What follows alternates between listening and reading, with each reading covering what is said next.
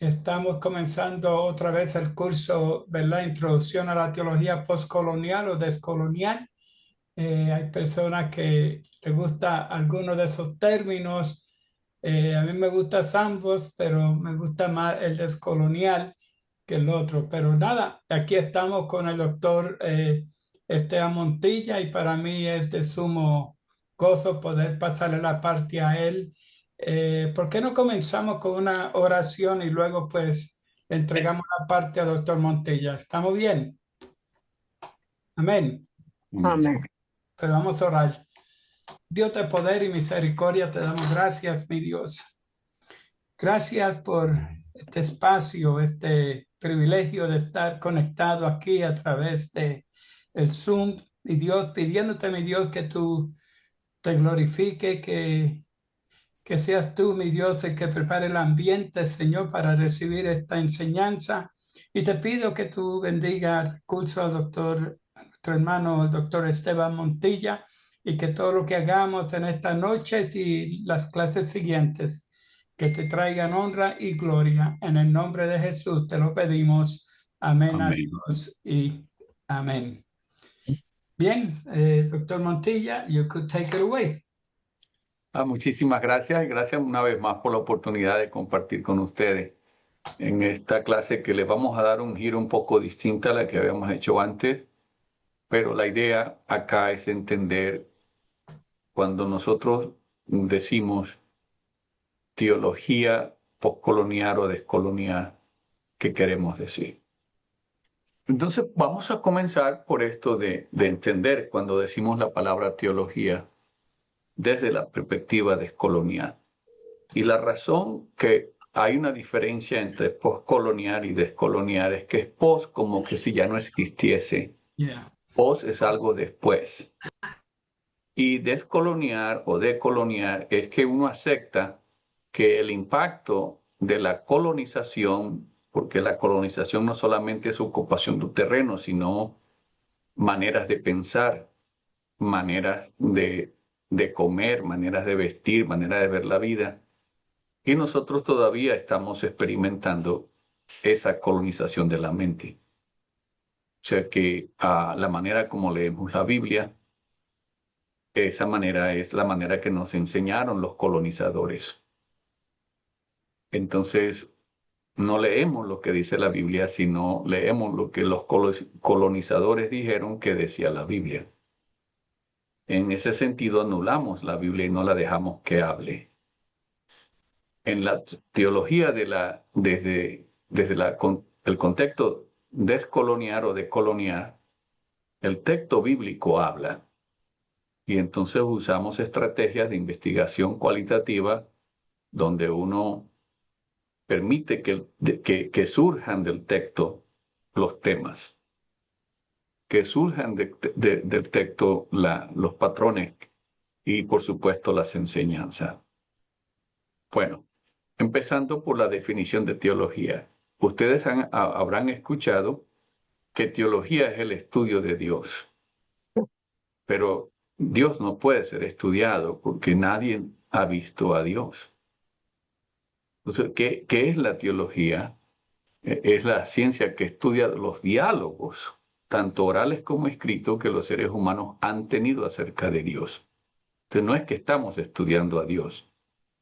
Nosotros no podemos estudiar algo que está fuera de nuestra capacidad de estudiar, pero sí podemos estudiar los escritos. Ah, ahora sí. Sí me escuchan todavía ustedes, pero sí podemos estudiar los escritos que los hombres han escrito a través de las edades para... Ahora me escucho con un eco, ¿verdad? No sé si es...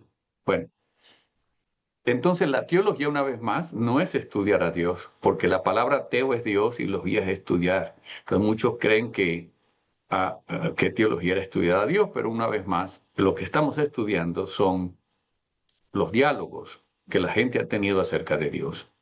¿Qué dijeron los habitantes de Judá, que fueron los que escribieron la mayoría de la Biblia? ¿Y qué dijeron los escritores cristianos? acerca de Dios.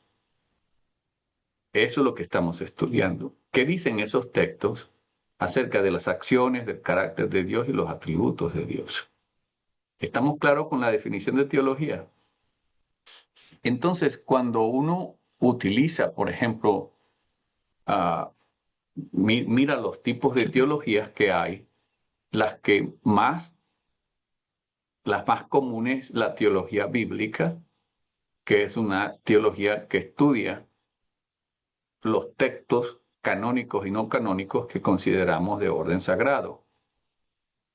Y luego está la teología sistemática, que estudia cómo nosotros inventamos nuestras creencias cristianas, cómo los judíos inventaron sus creencias judías. Eso es lo que se llama teología sistemática, es cómo se inventaron las doctrinas.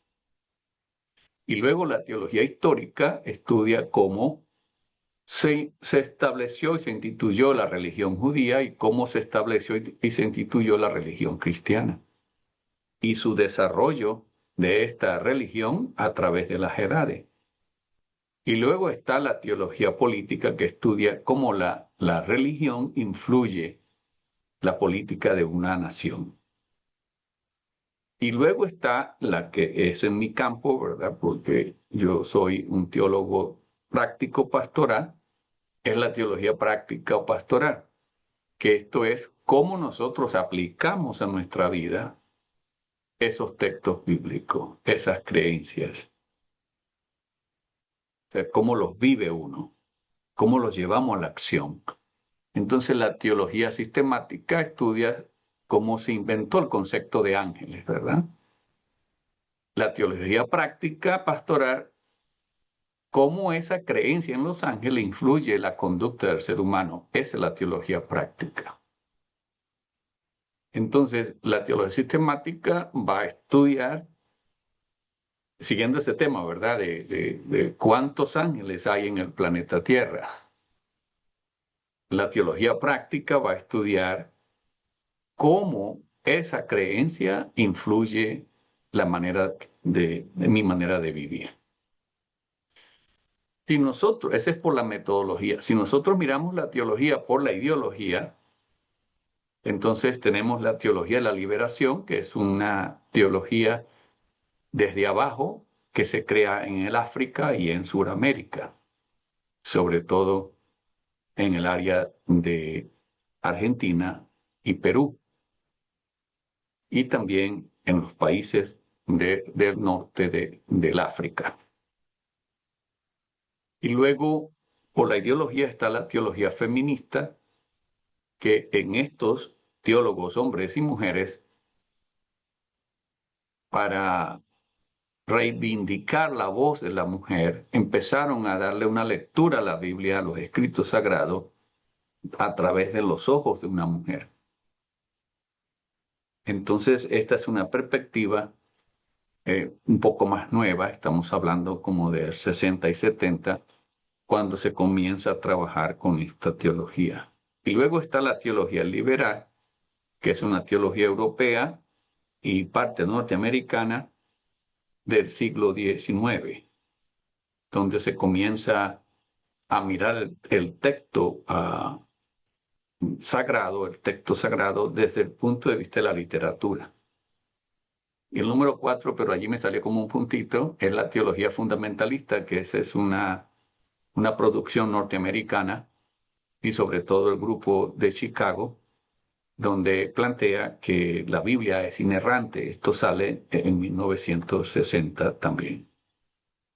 Y entonces, y luego, a partir de 1950, se comienza a tratar la idea de la teología postcolonial con pensadores como Fanon, y vamos a mirar más tarde, pensadores como Fanon en las islas del Caribe, Enrique Dussel en Argentina y en México, y Aníbal en Perú.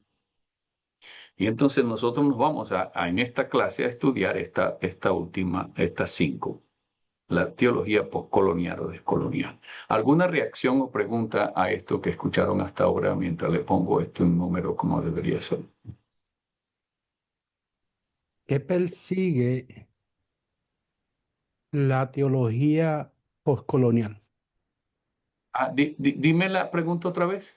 Sí. ¿Qué es lo que persigue la teología postcolonial? Sí, Sabemos todos que cada vez que surge ciertas tendencias o filosofías, tratan de perseguir un punto específico y me gustaría sí, saber qué correcto. es Sí, lo que persigue. el propósito principal de la teología postcolonial o descolonial o decolonial es desmontar creencias What did you bring? que se han propuesto como verdades Happy absolutas. everybody. Ese es el propósito. Entonces, es como que el texto fue secuestrado por el grupo que nos colonizó. Y entonces nosotros no estamos leyendo el texto, sino lo que nos dijo el grupo dominante que decía el texto. Entonces estamos perdiendo la oportunidad de escuchar al texto, porque estamos escuchando es la voz del intérprete colonizador.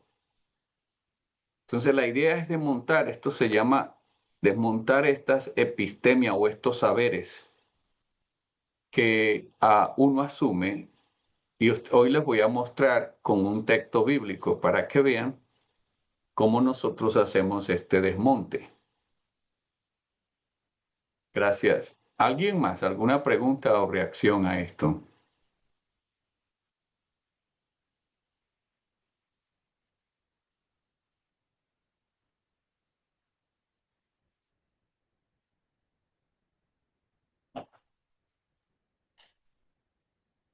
Pienso que en este asunto de lo postcolonial se ve la influencia en todas las áreas, no solamente en la religión. Así es, se ve en las comidas, por ejemplo, es algo muy sencillo, pero el ser humano consume más trigo, sobre todo en esta parte del mundo donde no lo conocíamos. Consume más trigo que el maíz, que es el autóctono nuestro. Lo mismo en los vestidos, lo mismo en la música. Por ejemplo, en la iglesia, lo que se llama música de adoración o de alabanza es música country y música pop. Y esos son los géneros que nos impuso la colonización. Entonces, si alguien propone que usemos una salsa para alabar a Dios, que usemos una cumbia, una ranchera, entonces eso no es divino, eso es diabólico. Entonces tienes que usar la música, el género country y el pop. Y si querías, te ibas atrás, que era la parte clásica, tendrías que usar la clásica nada más. Entonces se ve en la música, se ve en la comida, se ve en el arte. Entonces, si el arte lo produce alguien con nombre, es arte. Y si lo produce alguien que no tiene mucha experiencia, le dicen folclore. Entonces, sí, son estrategias que se utilizan para desmejorar las producciones autóctonas de los grupos. Entonces, si tú haces una propuesta que difiere de la teología fundamentalista, entonces ya te pueden considerar como hereje. Por lo menos una vez le dije a ustedes que el invento del rapto se inventó hace 150 años, esa creencia, que no existía antes. Pero la teología fundamentalista la presenta como si nunca, como siempre ha existido. Entonces, bueno, yo en dos referentes que ustedes pueden usar les puse en esta parte este libro de Luis Rivera Pagán, que es un teólogo puertorriqueño graduado en la Universidad de Yale.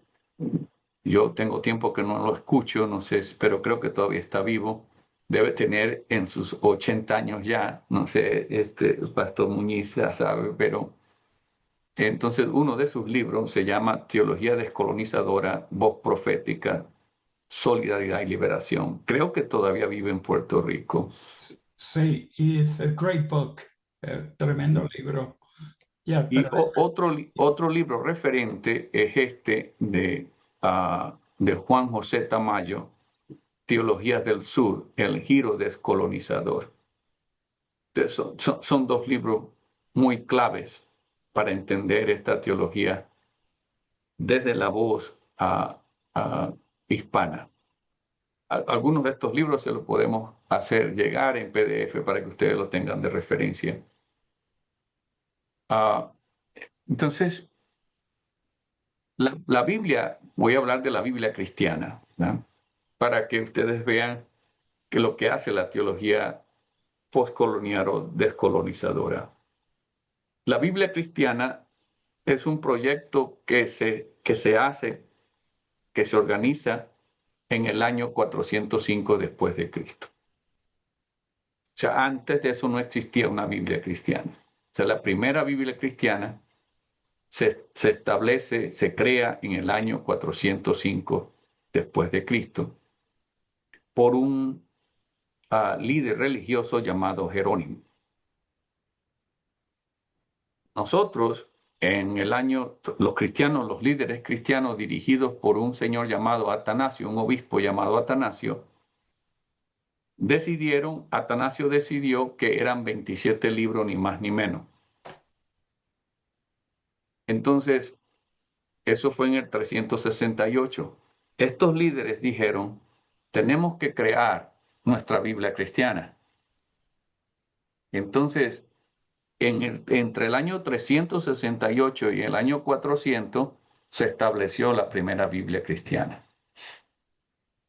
Ellos le quitaron la Biblia de los judíos prestada, cambiaron el orden de los libros de la Biblia judía y le llamaron Antiguo Testamento. Y luego a los escritos cristianos los pusieron en ese orden de Mateo, Marcos, Lucas y Juan.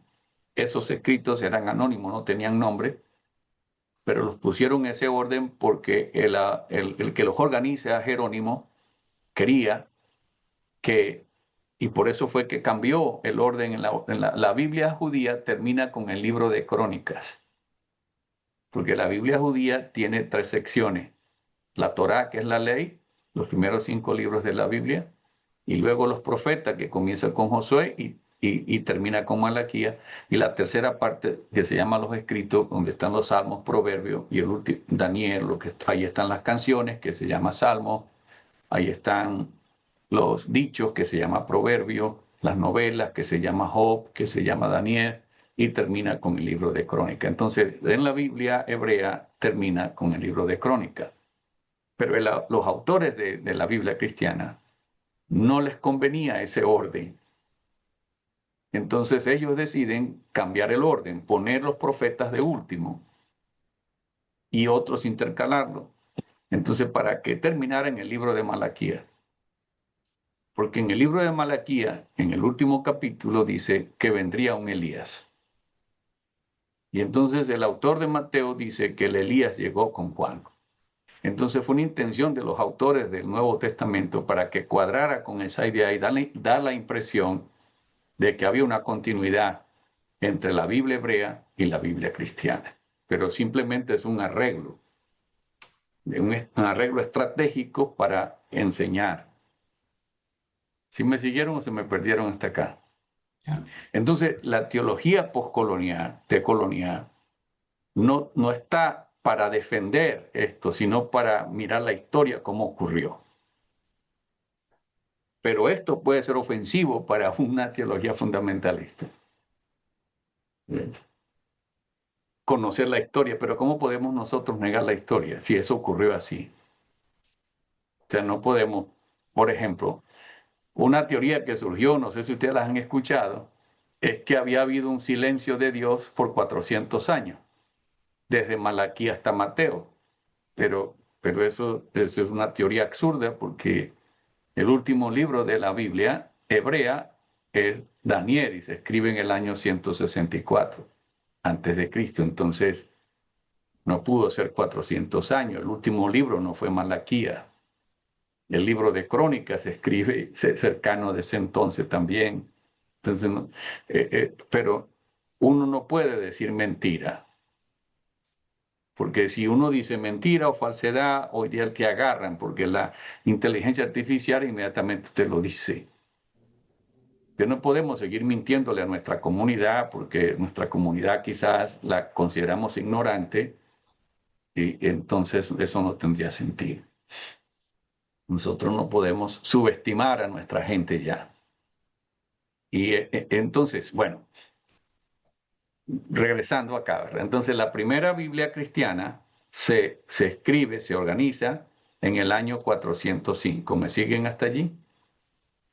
Y el proyecto lo dirigió un pastor llamado Jerónimo. Y este pastor Jerónimo tradujo, esta primera Biblia estaba en latín, porque era el idioma que se hablaba y dominaba en ese entonces. Los escritos cristianos que nosotros llamamos Nuevo Testamento estaban en griego y los escritos hebreos estaban en hebreo y en griego. Entonces Jerónimo los traduce de el hebreo y griego al español, al latín. Y produce lo que se llama la Biblia Vulgata o la Vulgata latina. Lo que significa Vulgata es en el lenguaje del pueblo. Eso significa vulgo, Vulgata en el lenguaje del pueblo, que era lo que hablaba la gente. El idioma español se inventa en el año 1200 y se establece bien en el año 1492 cuando se inventa la gramática española. Entonces la primera Biblia en español se publica en 1540 y una segunda en 1550. Ahí es cuando se publica en español la primera Biblia porque el idioma lo acababan de inventar. Es decir, en el año 400, 500, 600, 700 no existía el español. Tampoco existía el inglés y tampoco existía el francés. Esos fueron idiomas que se inventaron entre el año 1100 y el año 1500. Entonces, más o menos al mismo tiempo que se traduce la Biblia al español, también se traduce al francés y también se traduce al inglés por diferentes personas. En el español, en la primera que lo tradujo fue un señor llamado Casiodoro de Reina. Y entonces este era un monje que era católico, pero se había rebelado contra su orden, y entonces decide publicar, traducir la Biblia del latín, pero él también aprendió griego, y entonces del griego al español. En el año 1600, un señor llamado Cipriano Valera revisa la versión que había traducido Casiodoro de Reina, y por eso es que ustedes hoy día escuchan una versión Reina Valera, porque Reina fue el primero que la tradujo y luego Valera le hizo una revisión 50 años más tarde. Así que esa versión Reina Valera existe desde el año 1600. ¿Alguna pregunta o reacción hasta ahora? Valiéndonos de esa información que nos ha dado, mi pregunta entonces sería, ¿por qué ya conociendo lo que es el postcolonialismo, por qué no se ha hecho ya escrito una Biblia, no cambiándole, ¿verdad? Lo que tiene que ver con lo principal de ella, pero sí escribiéndola de acuerdo a como usted nos la está organizando? O sea, no partiendo de la premisa de Reina Valera, sino de acuerdo al orden que debe ser ella. No, es que el orden es el mismo, ¿verdad? Por eso, ah, y lo que hacen estos traductores, a veces, y es la mayoría de las veces, yo diría, tratan de ser fiel a lo que dice el manuscrito, a lo que dice el texto antiguo. O sea, los traductores tratan. Entonces, lo que nosotros estamos haciendo acá es cómo interpretamos esas traducciones, que es lo que ustedes van a ver. ¿Qué dice el texto? Cuando leemos el texto, ¿qué leemos? Y le voy a mostrar con esto que les digo.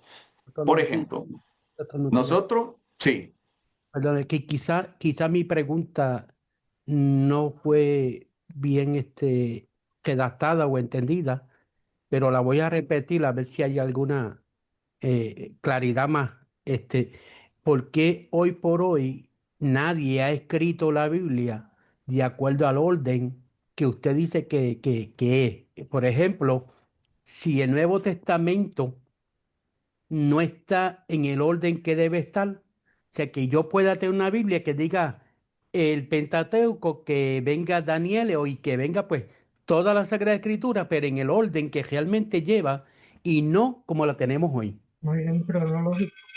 Ese, bueno, ese que yo quiero llegar, gracias. bueno, miren, quedémonos ahorita por esto con la teología del cristiana o del Nuevo Testamento. Estos autores que les digo, estos líderes cristianos, que como Atanasio y Jerónimo, que fueron los que decidieron que eran 27, lo pusieron en este orden: Mateo, Marcos, Lucas y Juan. Por eso ustedes a veces escuchan que a estos tres le dicen sinópticos, como si los vieran con el mismo ojo, pero realmente no, cada uno representaba una escuela distinta.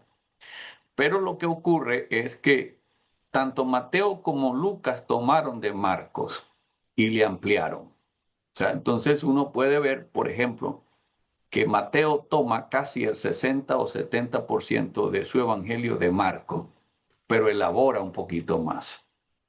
Y por eso estos tres a veces da la impresión de que por eso se le dice sinóptico.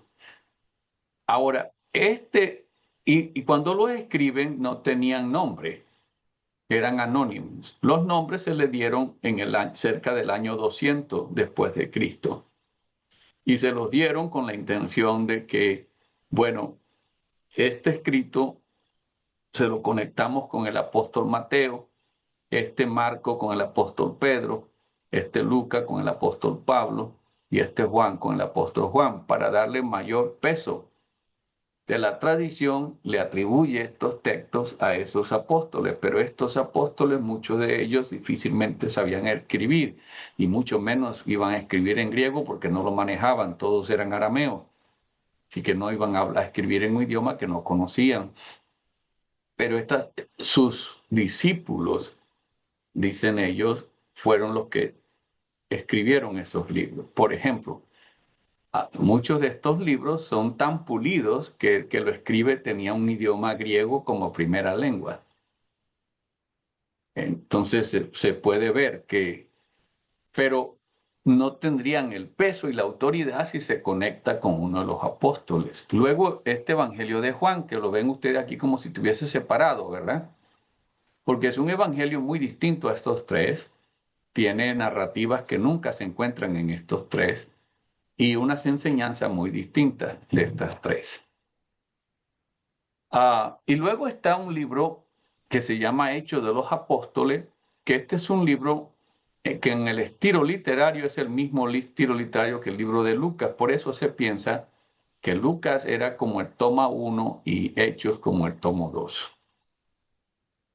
Y lo que hace este libro de Hechos es hablar de Pablo, de cómo Pablo estableció sus viajes y sus iglesias. Así que serían más los Hechos de Pablo, si hoy se le pusiera un nombre, y está conectado con este evangelio.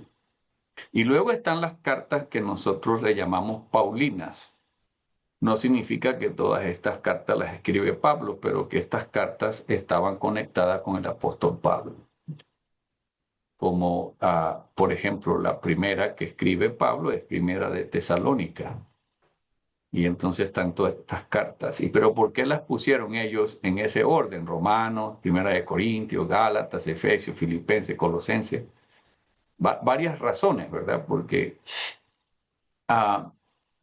por ejemplo, las últimas cartas, estas de Primera, Segunda de Timoteo y Tito, estas fueron cartas que se escribieron cerca del año 100 después de Cristo. Y luego están las cartas católicas. Cuando ustedes escuchan en la iglesia la palabra católica, no significa la iglesia católica porque no existía. Las iglesias o denominaciones empezaron a surgir a partir del siglo V.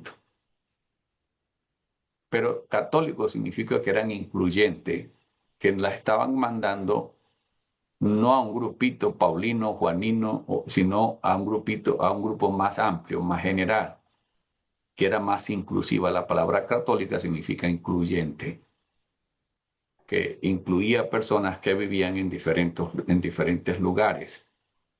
La iglesia cristiana o la religión cristiana era católica porque era una iglesia, una religión incluyente, que contaban las mujeres y los hombres, que se bautizaban las mujeres y los hombres, los esclavos y los libros, nacionales y extranjeros. Eso significa esas cartas. Y luego está un libro que los autores, el autor de el título de ese libro es Revelación, pero deciden colocarle por el género que es Apocalipsis. Apocalipsis es un género de escritura que fue el género donde se basó el cristianismo. El género apocalíptico es un estilo literario que utiliza las mitologías, animales con 10 cabezas, un ser humano mitad caballo y mitad animal, para hablar de las guerras y el encuentro entre el bien y el mal, como Harry Potter o las Crónicas de Narnia. Esos son estilos de ese género literario llamado apocalíptico. Entonces este libro, en vez de ponerle el nombre, que por lo general ellos le ponían el nombre en la primera frase que aparecía. Esta es la revelación de Dios a través de esta. En este caso, los autores decidieron poner el género. Muy bien. Y estos nombres, por lo menos, nada es accidental. La palabra evangelio es un género que ellos inventan porque, de ironía, la palabra evangelio era algo que se usaba por los romanos cuando ganaban una batalla, mandaban a un soldado para que diera las noticias, la buena noticia de que habían ganado. Entonces, a manera de ironía, estos autores le ponen el nombre evangelio para sugerir la noticia que dan los soldados romanos de que ganaron. Esa no es noticia. La buena noticia es esta, que Jesús ha llegado para darnos vida. Entonces es una estrategia de ironía. ¿Me siguieron hasta acá o se me perdieron? ¿Cómo vamos? Sí, todo bien. Tengo una duda sobre Sí. la Biblia de Casidoro, que era una Biblia con más libros que los que tenemos ahora. Sí, correcto, porque lo que hizo Casiodoro de Reina fue tomar esta Biblia, la Vulgata Latina, y esta Biblia tenía 72 libros, y los traduce. Entonces, la primera versión de la Casiodoro de Reina tenía igual que la Vulgata Latina. Entonces, tenía en el libro que nosotros llamamos Antiguo Testamento, en la Biblia hebrea, tenía los Macabeos, sabiduría, eclesiástico. Y entonces, pero resulta que en el cristianismo, a partir del siglo XVI, se los quitaron. Entonces, las primeras versiones, por los primeros 100 años, tenían todos esos libros. Pero como hubo objeciones, sobre todo cuando surgen los protestantes, el movimiento de Lutero en Alemania, Calvino en Suiza y en Francia, ese movimiento cuando surge, ellos siguieron una traducción al alemán que no los incluía. Y eso influyó para que casi en el siglo XVIII fue que los eliminaron y lo limitaron a 66. Pero si uno mira la Biblia Casiodoro de Reina o la revisión que hizo Cipriano Valera, te vas a encontrar que tenía 72 libros y no 66. Gracias por la pregunta. Y eso fue una decisión que hicieron esos líderes que les digo, ¿verdad? Que ellos tenían que incluir el Antiguo Testamento tal como estaba en la Septuaginta que usó Jerónimo, y por eso fue que se incluyeron todos esos libros. Entonces, en vez de tener 39 como los cristianos de hoy la conocemos, tenía 46. El que sí ha seguido siempre igual, ellos fue el Nuevo Testamento con 27 libros. Pero aún esa estrategia que usaron los líderes cristianos en el año 368 hasta el 400, de llamarle Antiguo Testamento, era parte de un plan muy macabro. Era de sugerir que, porque uno de ellos era abogado, entonces era sugerir que si alguien escribe un testamento, el anterior ya no es válido. Pero eso tuvo reacción y entonces tuvieron que reformular la idea y decir, bueno, no es que no es válido, sino que era la sombra de lo que venía. Pero igual, eso es un insulto para los judíos de llamar a su Biblia hebrea, decirle que era una sombra o que es un Antiguo Testamento. Pero es una estrategia, es la misma estrategia que se usó un pastor que también murió de California llamado Peter Warner, el que inventó el movimiento apostólico, donde aparecen otra vez los apóstoles. Este pastor dijo, ¿verdad?, que no se puede poner vino nuevo en odres viejos. Entonces él propone que las denominaciones son ese odre viejo y que no pueden contener las nuevas enseñanzas que Dios ha enviado. Y es de allí donde aparecen los movimientos no denominacionales o interdenominacionales. Es una estrategia de Peter Warner para colocar un producto en el mercado. Uno no puede ignorar la historia. Entonces la teología postcolonial o descolonial usa esta evidencia.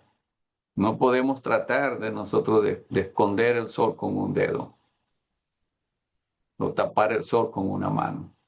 Doctor Montilla, yo tengo una pregunta.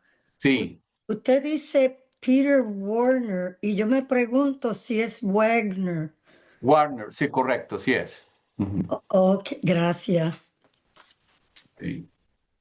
Yo hice referencia a esto para que vieran el desarrollo histórico, cómo ocurren las cosas, no porque estoy sugiriendo algo negativo acerca del pastor Peter Warner, porque es cada quien defiende, pero lo que le estoy diciendo, esa idea de que ya el vino nuevo no lo puede contener y entonces las denominaciones como Bautista, como Asambleas de Dios, como esto ya no tienen validez, ¿sí me entiendes? Es una propuesta bien macabra.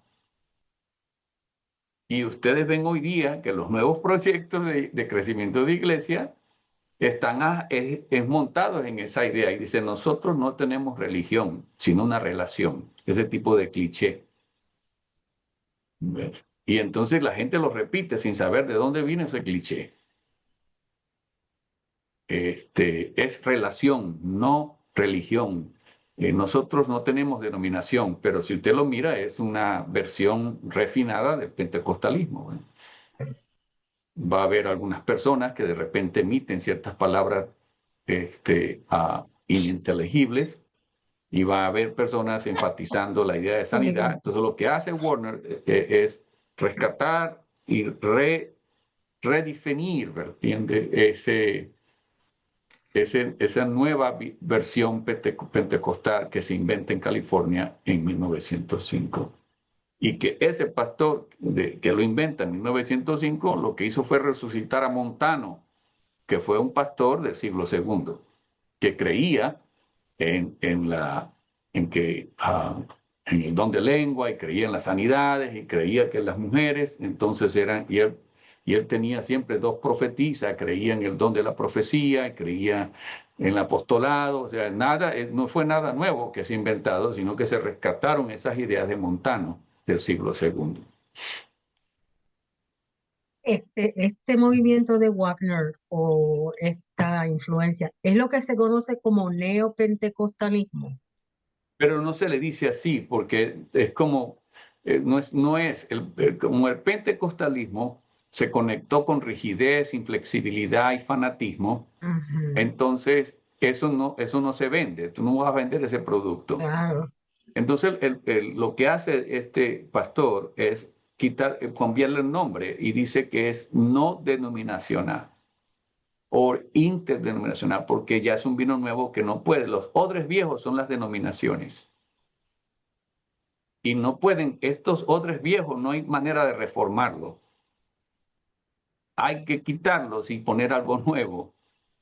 Entonces esa es la interpretación que él hace y eso es lo que da origen a los movimientos no denominacionales o interdenominacionales.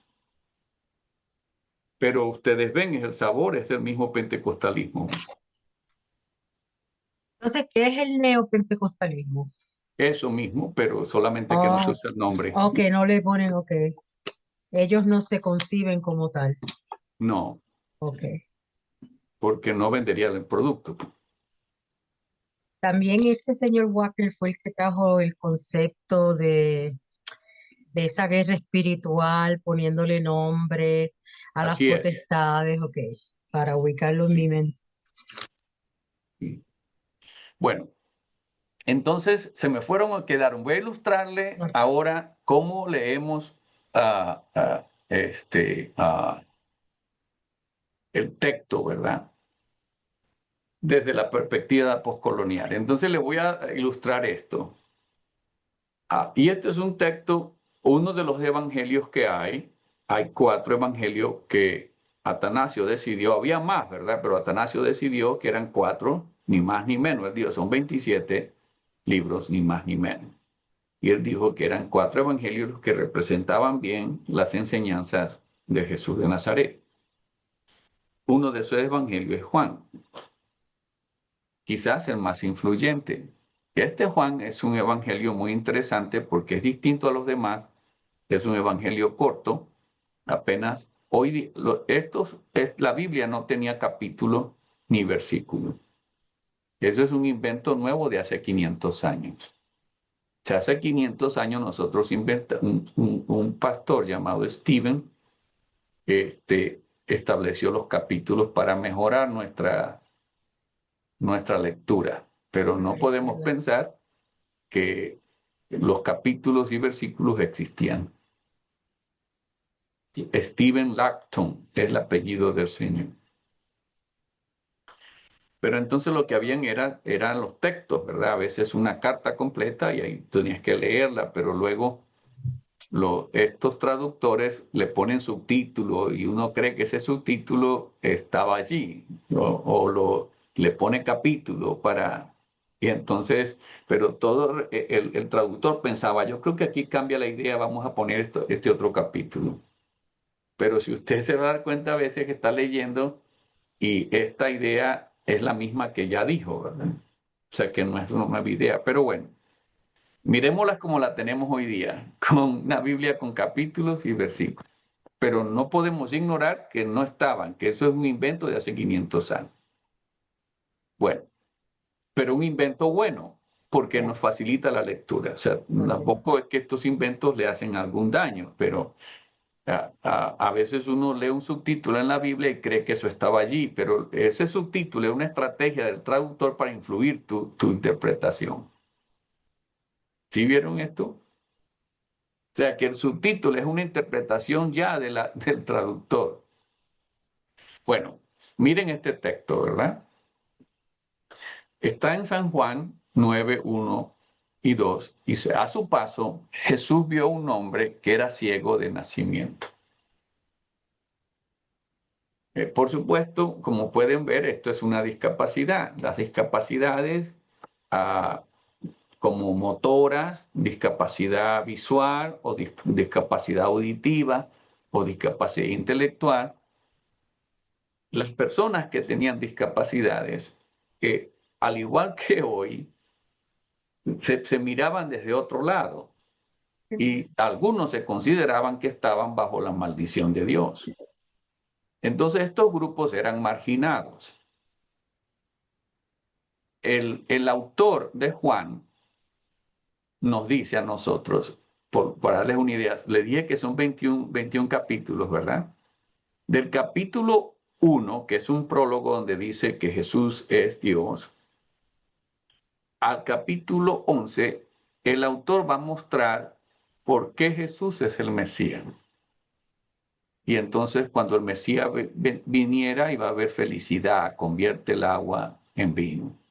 Cuando Jesús vendría, la gente estuviese sana y es lo que va a hacer.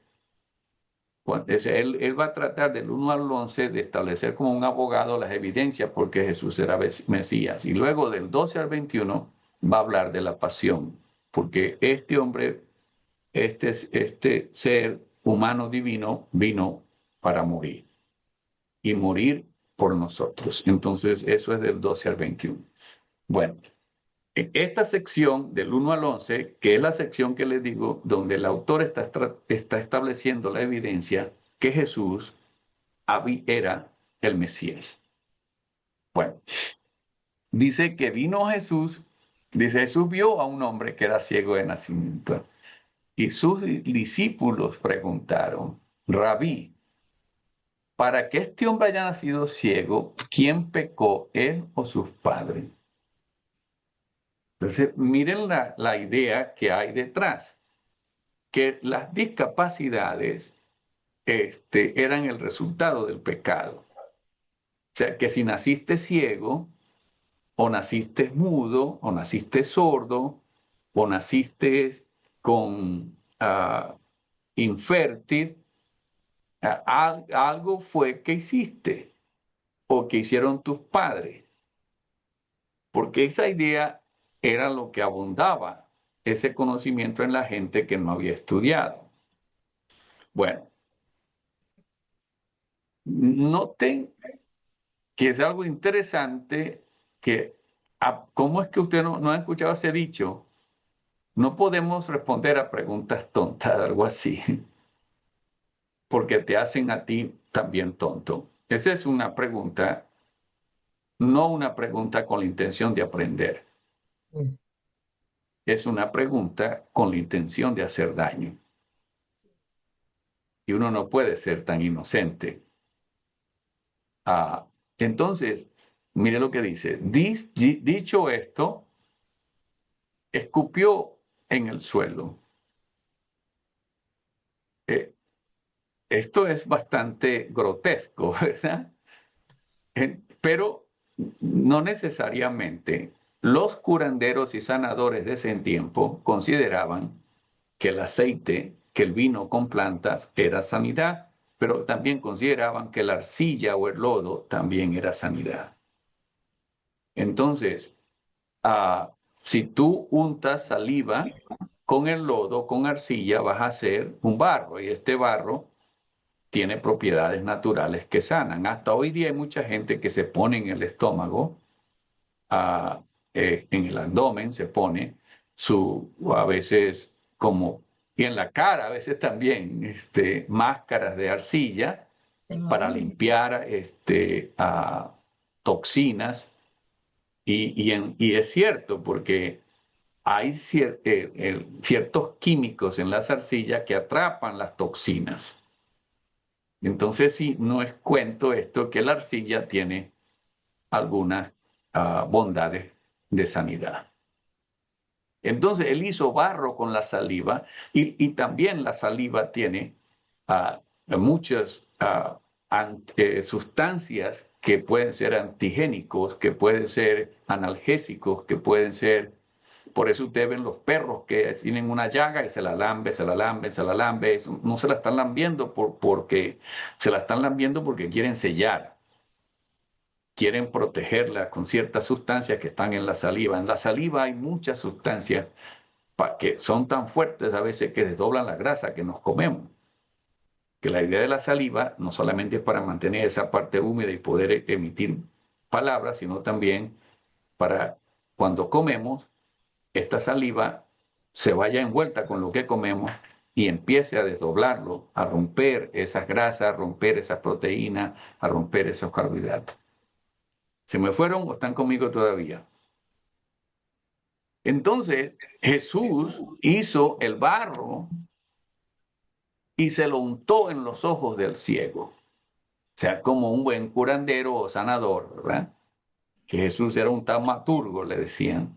Un taumaturgo era un sanador que además de usar plantas naturales o medios naturales, también usaba la oración y usaba la fe.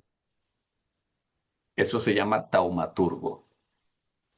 Entonces se lo unta y le dice al ciego, ve y lávate en el estanque de Siloé.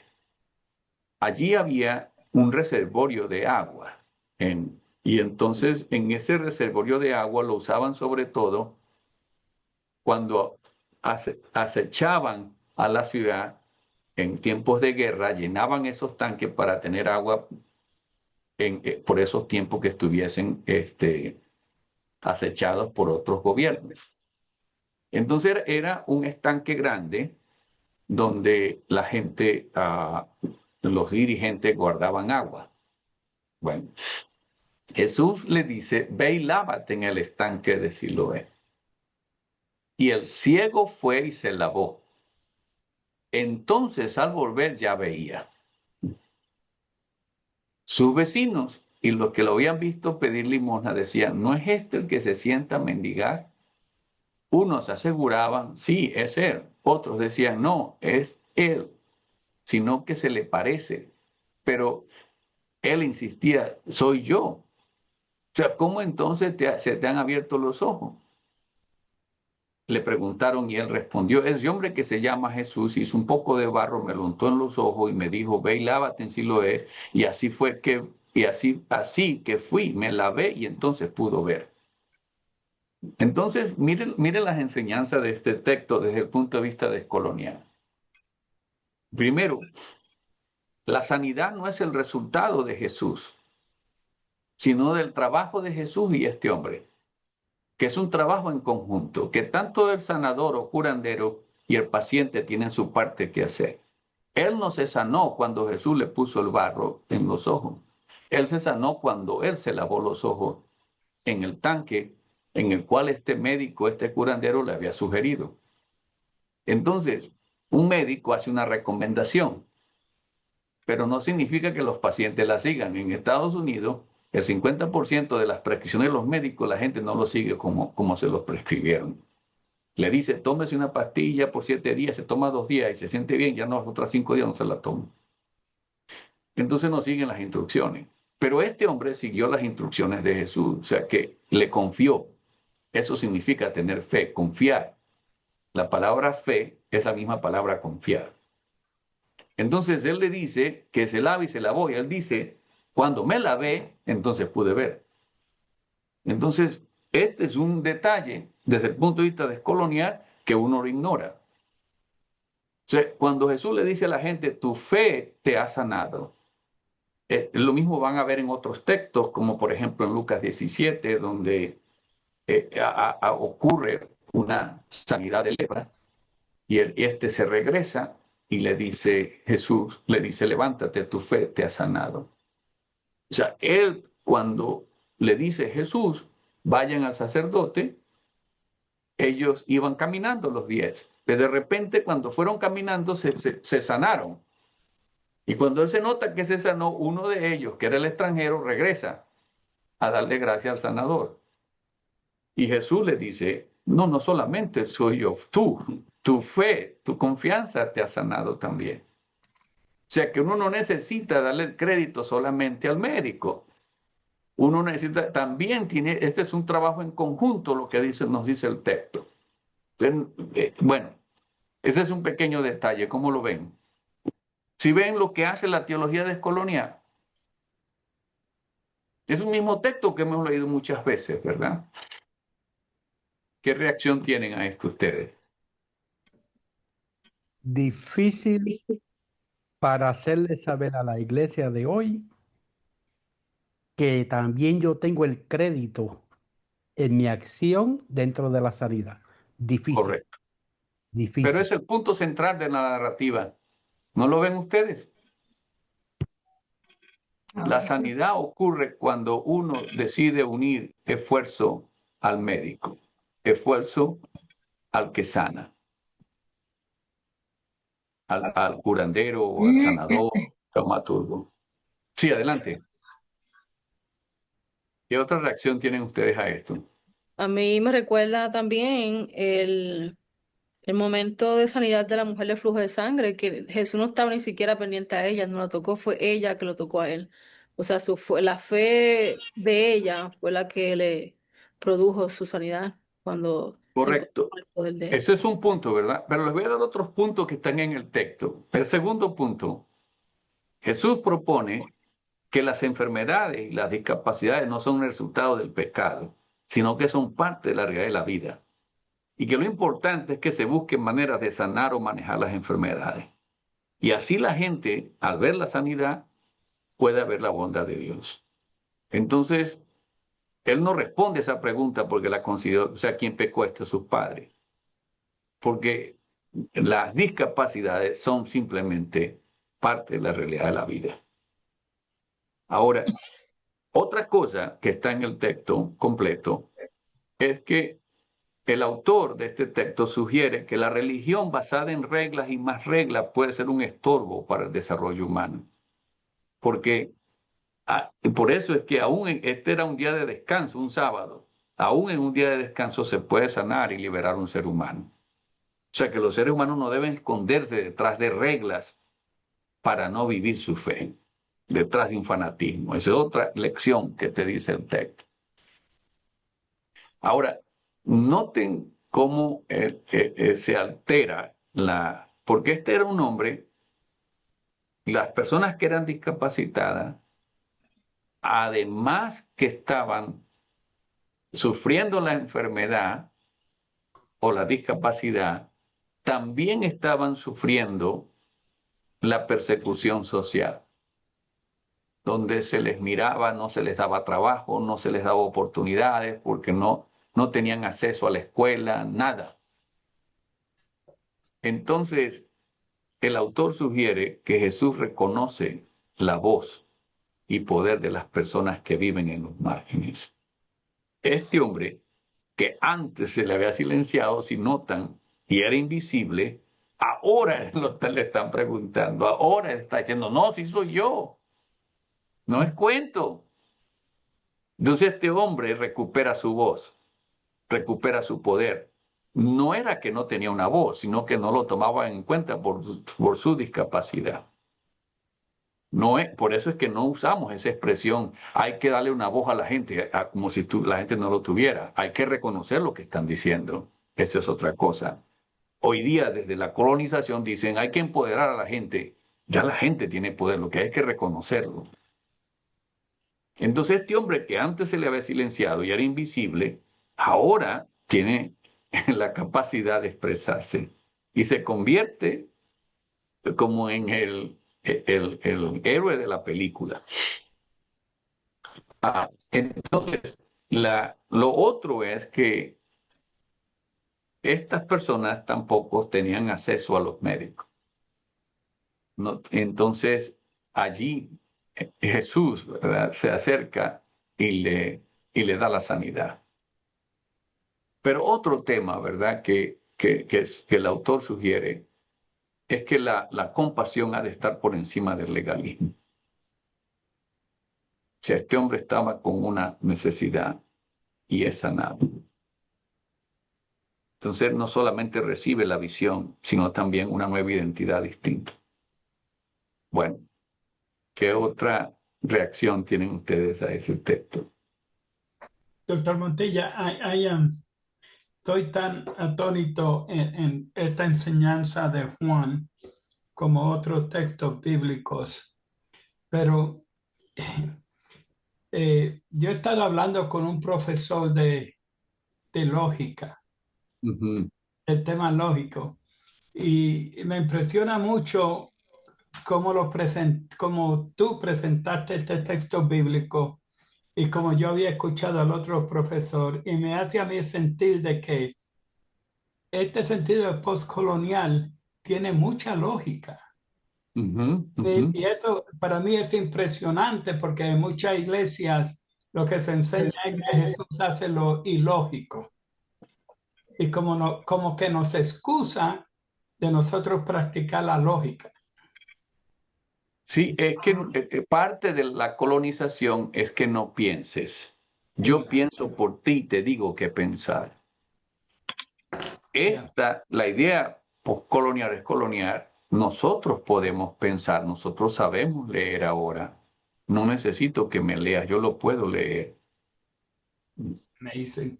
Y entonces uno busca lo que emerge del texto, no lo que me quieren decir. De lo que este texto nos está diciendo, porque es que este hombre tenía algo que decir. Porque es que estaban hablando como si él no estuviese allí. Eh, ¿Ven? ¿No han sentido ustedes que a veces hay médicos? Esto es impresionante. Hay más los que trabajan en este campo, ustedes. Hay médicos que están hablando con una persona que está allí, pero le están hablando a la hija que habla inglés, ni la miran, como si no estuviese hablando acerca de la persona. Y hubo un caso de una señora y la señora dice, pero yo estoy aquí, doctor. Y básicamente estaban hablando de este hombre. Dicen, no, no, no, no, no, aguántate. Uno decía, no, sí es, el otro decía que no. Pero él le dice, no, no, sí soy yo. Y ahí comienzan por primera vez a hablar con él. ¿Cómo entonces se te han abierto los ojos? Y entonces, porque el relato sigue, ¿verdad? Y dice que lo llevan ante los líderes religiosos. Y entonces era sábado cuando Jesús hizo el barro y le abrió los ojos al ciego. ¿Ven? Pero entonces, porque no solamente lo vieron los curiosos, los que les gusta el chisme, sino que lo llevaron ante los jefes. Y cómo tú, estos investigadores, estos detectives, le dicen, ¿cómo es que, bueno, me untó barro en los ojos y me lavé y ahora veo? Tan sencillo. Entonces uno de los líderes dice, bueno, ese hombre no viene de parte de Dios, porque no respeta el sábado. Y otros objetaban, ¿cómo puede un pecador hacer semejantes señales? Y había desacuerdo entre ellos. Por eso interrogaron otra vez de nuevo al ciego. ¿Y qué opinas tú de él? Le preguntaron al ciego. Si ves, el hombre es un héroe ahora de la película, ahora tiene voz. ¿Fue a ti quien te abrió los ojos? Pues yo digo que es profeta, él dijo. ¿Sí ves? Pero los judíos no creían que el hombre hubiera sido ciego y ahora viera. Entonces llamaron a los padres de este hombre y le preguntaron, ¿es este su hijo, el que dice que ustedes que nació ciego? ¿Cómo es que ahora puede ver? Pues sabemos que es nuestro hijo, contestaron los padres. Y sabemos también que nació ciego. Lo que no sabemos es cómo ahora puede ver ni quién le abrió los ojos. Pregúntenselo a él. No le estoy diciendo, pues dice, porque ya es mayor de edad y puede responder por sí mismo. Mira esa belleza del texto. Yeah. ¿Para qué no me preguntan a mí? ¿Acaso es un niño? El hecho que estaba discapacitado no significa que es un tonto, no significa que no tiene nada que decir. Pregúntenle a él. Sus padres contestaron así por miedo a los judíos, pues ya estos habían convenido que se expulsara de la sinagoga a todo aquel que reconociera que Jesús era el Cristo. Por eso le dijeron, pregúntale a él que ya es mayor de edad. Y por segunda vez llamaron los judíos al que había sido ciego. Si ven que sigue como protagonista. Y le dijeron, da gloria a Dios, a nosotros nos consta que ese hombre es pecador.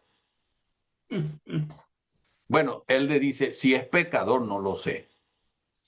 Lo único que sé es que yo era ciego y ahora veo. Pero ellos le insistieron, ¿pero qué te hizo? ¿Cómo te abrió los ojos? Él respondió, ya les dije. y no me hicieron caso. ¿Por qué quiere oírlo de nuevo? Si ya yo les dije, ¿es que también ustedes quieren hacerse discípulos de él? Sí, ve, ahora es un teólogo, ¿verdad? Ahora les cambió la cosa porque les dio poder. Bueno, entonces lo insultaron y dijeron, discípulo de ese lo serás tú. Nosotros somos discípulos de Moisés. Y sabemos que a Moisés le habló Dios, pero de este no sabemos ni de dónde salió. Allí está lo sorprendente, dijo el hombre. ¿No están viendo que es un protagonista? Yeah. Que ustedes no sepan de dónde salió y que a mí me haya abierto los ojos, sabemos que Dios no escucha a los pecadores, pero sí a los piadosos y a quienes hacen su voluntad. Ah, caray. Jamás se ha sabido que alguien le haya abierto los ojos a uno que nació ciego. Si este hombre no viniera de parte de Dios, no podrá hacer nada. Ellos replicaron, tú que naciste sumido en el pecado, ¿vas a darnos lecciones? Y lo expulsaron. ¿Se está viendo? ¡Qué belleza de ese texto! ¿Sí lo ven o no lo ven? Y ahí termina la situación.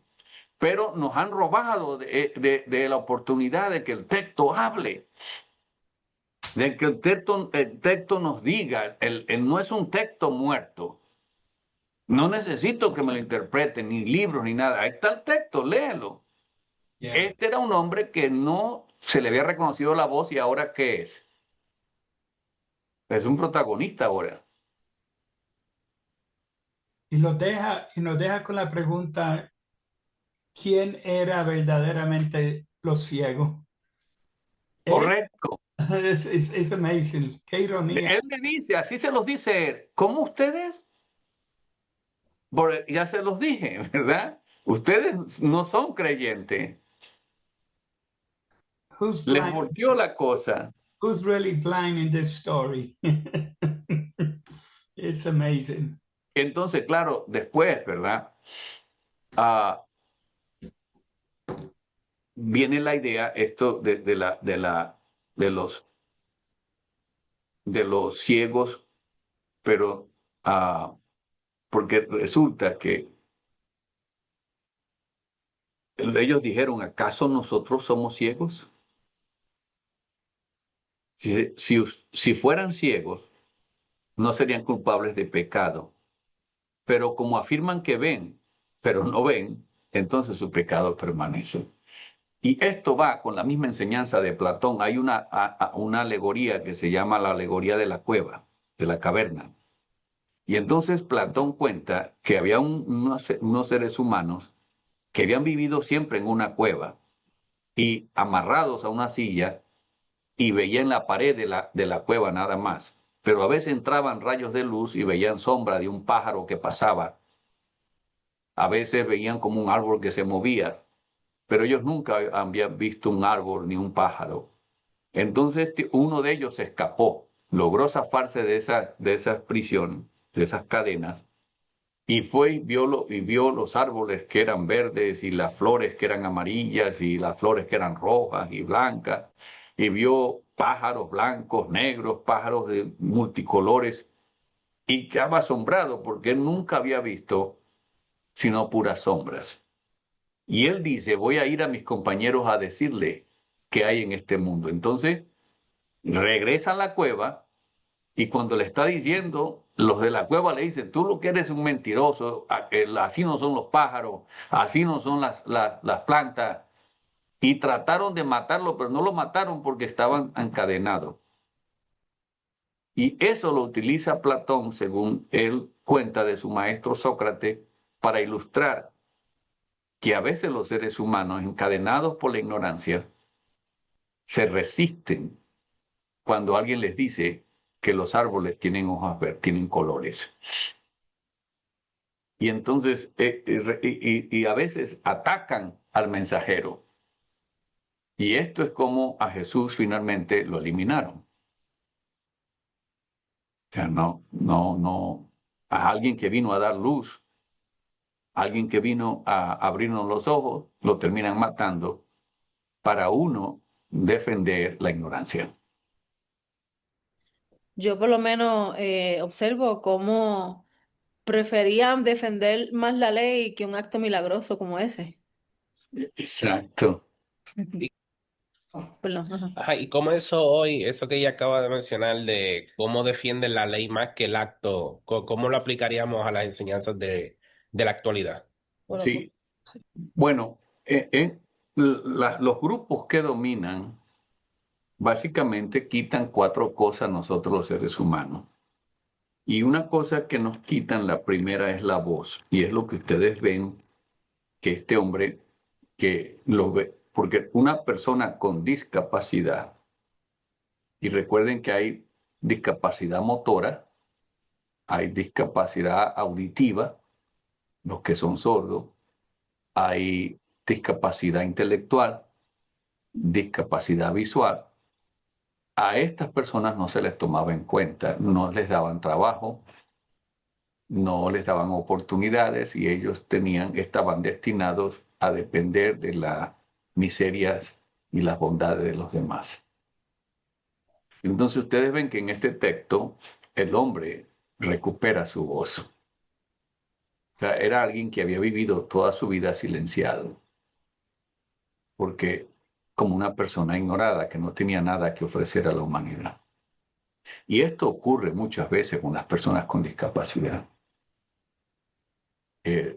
Nosotros podemos ver que han habido personas líderes grandes en muchos países que han sido ciegos, que han tenido discapacidad motora o que antes le llamamos parálisis.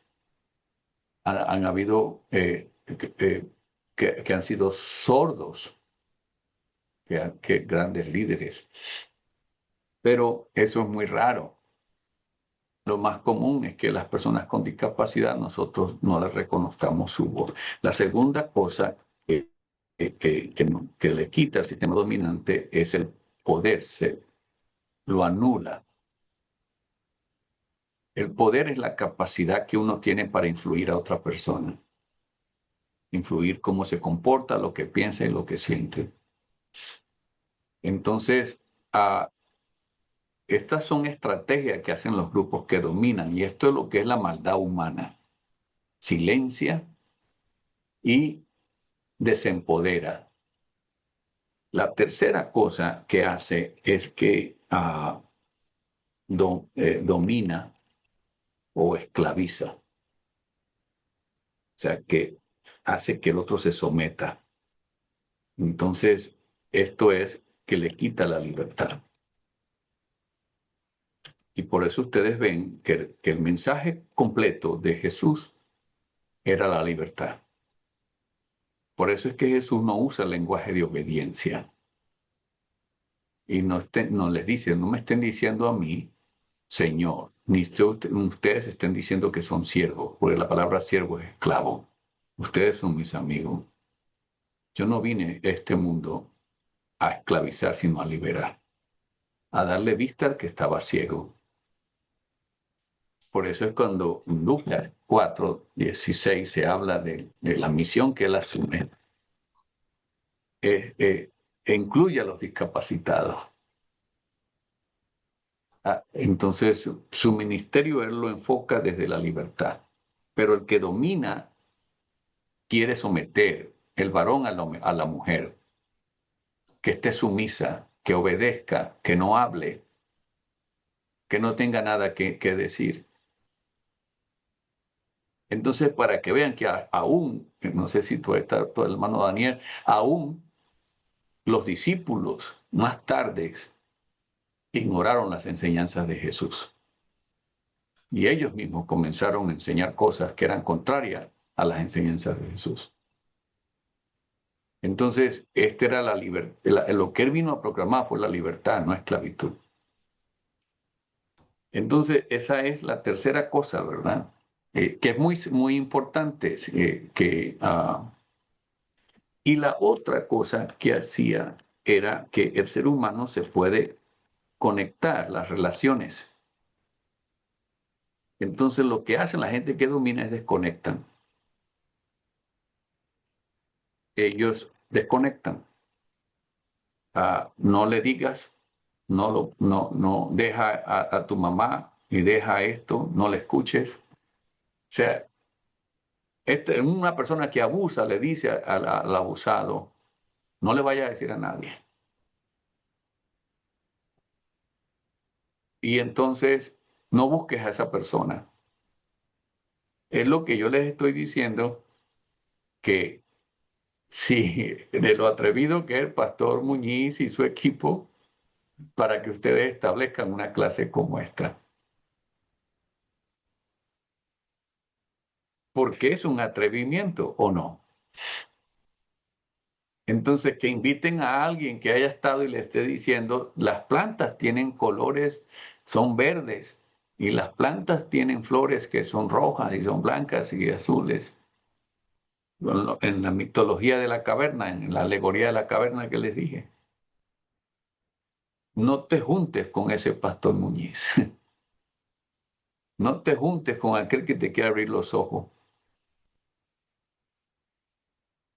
Entonces, esa desconexión, el aislamiento es lo que lleva. Entonces, son 4 cosas que en la teología postcolonial o decolonial se propone. No dar una voz a la gente, porque ya la tiene, sino reconocer la voz. No empoderar a la gente, sino reconocer el poder que ya tienen y tomarlos en serio. Dejarse influir. Entonces, noten que lo que hace el ciego es que ahora, ¿qué está haciendo? Está influyendo a las personas, ¿verdad? Y no lo llevan solamente a los curiosos, les dije que los llevan a los líderes. Y entonces él se convierte en el que no hablaba, ahora en el que hablaba. Es impresionante lo que ese texto nos dice a nosotros. Y luego, entonces, él se convierte en un teólogo. Dice, bueno, mira, tú me preguntas a mí, yo creo que es un profeta, porque yo no te sé decir de dónde salió, pero lo que sí sé es que yo antes era ciego y ahora no soy. No, no te creemos, tú estás echando mentiras. Entonces van e investigan con los padres, sí, sí, este es nuestro hijo. Pero noten por qué lo ignoran ustedes. Él no es un niño, es un mayor de edad, pregúntenle a él. Miren, esos padres eran padres liberadores o no. A veces en nuestra cultura nosotros estamos hablando por nuestros hijos y su muchachito tiene cuánto, no, ya tiene 42. Porque a veces he visto, pastor, doctor, para que hable con mi hijo y esto, pero él me va a llamar. No, no, no, no, no. Él quiere verme a mí. No, no, no, no, no. Sino porque están tratando a esta persona, pero estos padres del relato no. No, no, no, hablen con ellos, hablen con él. Sí, Daniel, tenías. Sí, y también incluyendo al eunuco, era Ah, el control de no permitirle conocer la verdad en el templo y sencillamente suministrar lo que ellos querían que la persona recibiera. Era un control total de que así no es, vas a participar de nosotros para que conozcas la verdad y lo único que vas a recibir es lo que yo quiero que tú recibas. así es. ¿Alguien más? ¿Qué otra reacción tienen ustedes a esto, a este texto de Juan? Y lo mismo yo les voy a ilustrar para cerrar hoy, ahora con la Biblia hebrea o con la Biblia de los judíos y que nosotros le llamamos Antiguo Testamento, ¿verdad? Estamos usando la Biblia hebrea y así era como es la Biblia hebrea. No sé si había un comentario, no lo había visto, no. Ok. Sí lo vi. Entonces, esto es como como está la Biblia hebrea. Está la Torá, que se llama ley. Entonces, cuando ustedes dicen que leen en la Biblia ley, no se está refiriendo a 10 mandamientos, porque en este libro, en estos 5 libros hay 613 mandamientos. No 10, sino 603. y ellos dividen esos mandamientos en negativos y positivos. Y entonces los positivos son 365, con positivos como honra a tu padre, o sea que, y lo negativo, no mates, no robes. Pero son 613 que hay acá. Y la segunda sección se le llama profetas, que comienza con Josué y termina con los 12, que el último de los 12 es Malaquías. Y luego la tercera sección del libro de ellos comienza con Salmo y termina con Crónica. De la Biblia hebrea comienza con Génesis, termina en Crónica. Por eso ustedes leen en el Evangelio que dice desde la ley, los profetas. La ley es la Torá. Y también dice desde Génesis hasta Crónica. Pero era porque así es la Biblia hebrea. Como les dije, los cristianos cuando establecieron la Biblia cristiana decidieron poner parte de esta sección aquí y esta sección aquí, para que ellos querían que terminara en Malaquía, por lo que les dije, ¿verdad? Bueno, entonces, estos libros, como Génesis, Éxodo, Levítico, Número y Deuteronomio, también hacemos lo mismo desde la perspectiva descolonial. Bueno, estos libros eran 3 países, Judea, Samaria y Galilea. La gente de Judea fueron los que escribieron la mayoría de la Biblia judía o la Biblia hebrea. Ellos creían que los de Samaria no servían para nada y menos los de Galilea. Eran gente que no, era gente maleducada, malagradecida, era gente cruel, era gente ignorante, era gente pobre. Eso era la propaganda que hacía Judea. Entonces, ustedes cuando leen los escritos de Jesús, si no sabemos esta diferencia de estos 3 países, no entendemos las enseñanzas de Jesús, porque Jesús era de Galilea. Y los héroes de Jesús son los villanos, son los samaritanos. Entonces, el buen samaritano es el que actúa como Dios debe actuar. El leproso que regresa y da gracia es de Samaria. O sea que todos los villanos ahora son los protagonistas. ¿Sí ven lo que están haciendo los autores allí? Bueno, entonces la mayoría de la Biblia la escriben la gente de Judea, de este país. Sí, adelante, Rafael. Dios lo bendiga, pastor, y a todos en la plataforma. Muy buen estudio. Me gustó lo que dijo de Juan y trae una enseñanza muy buena entre los lentes que son de postcolonial y de la manera en que queremos interpretar la palabra. Tiene abunda mucha enseñanza. Una pregunta que le tengo. En este Sí. Tanakh que acabó de tirar o enseñar a través de la plataforma, ¿por qué el libro de Revelaciones no está aquí? No, porque esto es lo que se llama el Antiguo Testamento. Ok. Y Ok. entonces era lo que nosotros le pusimos Antiguo Testamento, pero realmente ellos le dicen la Tanakh. ¿Y por qué Oh, le dicen la Tanakh? Porque la T de Torah, la N de Nevin, que significa profeta, y la K de Ketuvim, que significa escrito. Entonces, por ello ellos le llaman Tanakh, o la Biblia hebraica o Biblia hebrea. gracias. Y esta era la Biblia que conocía Jesús. Y nosotros sabemos que Jesús sabía leer, porque él leyó del libro de Isaías. Entonces, esta era la Biblia que Jesús usaba. Y la Biblia que usaban también los discípulos de Jesús. Como ustedes saben, porque el cristianismo escribe esto, pero muchos años después. Entonces, y el último libro que se escribe de esto es el libro de Daniel, que se escribe en el año 164. Regresando acá para ver este texto, y con esto cerramos nuestra clase de hoy. La mayoría de los que escriben son los de Judea, así que los buenos son de Judea y los malos son los de Samaria y Galilea. En los escritos cristianos Los autores del cristianismo cambian la cosa y ponen que los buenos son los de Samaria y Galilea y los malos son de Judea. O sea, el libro de Juan, por ejemplo, todo el libro de Juan dice, esta gente de aquí son unas cuerdas de hipócritas, estos de Judea. Y por eso es que es un libro que a veces dicen que es como antijudío, pero porque le voy a dar un ejemplo. Este era un país, ellos tenían una manera de referirse a Dios, esto era otro país y este era otro país.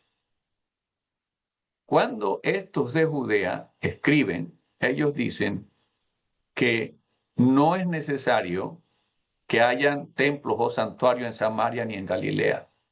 Así que estos proponen que estos santuarios deben ser eliminados. Bueno, los creyentes de Galilea tenían que caminar 250 kilómetros para ir a Judea. Ustedes si ven la injusticia de esto, imagínense. Entonces, por eso es cuando la mujer de Samaritana le pregunta a Jesús, Jesús dice, no, no hay necesidad de ningún templo. La idea del templo es algo absurdo, Jesús propone. Y el ser humano puede encontrarse con Dios donde quiera que esté, solo que lo que tiene es que tener alinearse a su voluntad. No sé si ven, porque estos eran los que tenían el poder. En la teología postcolonial, uno de los temas centrales es el poder. Y cómo se desmonta ese poder. Bueno, entonces, cuando uno, y esto una vez se los compartí a ustedes, en la Biblia hay una narrativa que nosotros a veces conocemos como si todavía ven mi pantalla, como la Torre de Babel, pero realmente es la narrativa de la dispersión humana. Y el autor de este libro, en esa sección, está diciendo que hay un grupo de seres humanos que no sirve y otro grupo que sí sirve. Pero en medio de esa estrategia que está planteando, él dice que los hijos, que Noé tuvo 3 hijos en esa narrativa, y que 2 de esos hijos no valían la pena. Y que había uno solo que valía la pena, que era el de Judea. Si están viendo para dónde va la cosa, o sea, que los otros que eran el resto de Canaán y de Egipto y el resto del mundo no servían. El único que servía eran los de Judea. En medio de ese detalle, el autor inserta esta narrativa que nosotros conocemos como Torre de Babel, pero no es Torre de Babel. Es una narrativa que quiere ilustrar la importancia de dispersarse en el mundo y de no tener un solo lenguaje, la importancia del multilingüismo y la importancia de tener muchas culturas, no solamente una. Bueno, entonces el relato dice, era el tiempo cuando todo el mundo hablaba el mismo idioma.